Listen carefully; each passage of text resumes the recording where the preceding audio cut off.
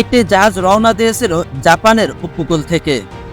আবহাওয়া ছিল একদম পরিষ্কার আর সমুদ্রও ছিল শান্ত। কিন্তু কিছুক্ষণ পর শুরু হয়ে গেল কন্ট্রোল রুমের সমস্যা। কম্পাস ঘুরছে এলোমেলোভাবে, আর তারপর হঠাৎ করেই বিচ্ছিন্ন হয়ে যায় সকল ধরনের যোগাযোগ। জাহাজটি আর কখনোই খুঁজে পাওয়া যায়নি।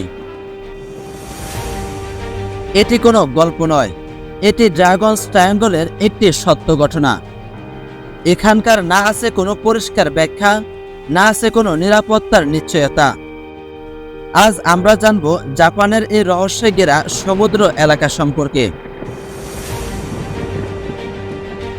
ড্রাগনস ট্রায়াঙ্গল, যাকে ডেভিল সিও বলা হয়, এটি অবস্থিত জাপানের টোকিওর ঠিক দক্ষিণে প্রশান্ত মহাসাগরে। এটির একটি কাল্পনিক ত্রিভুজ তৈরি করে জাপান, ফিলিপাইন আর মারিয়ানা দ্বীপপুঞ্জ ঘিরে। জাপানি নাবিকেরা বহু শতাব্দী ধরে এই জায়গাকে ডাকে মানো উমি বলে, অর্থাৎ অপয়া সমুদ্র। এই জায়গার সবচেয়ে ভয়ঙ্কর দিক হলো এখানে অনেক জাহাজ আর সাবমেরিন হঠাৎ করেই নিখোঁজ হয়ে যাওয়া।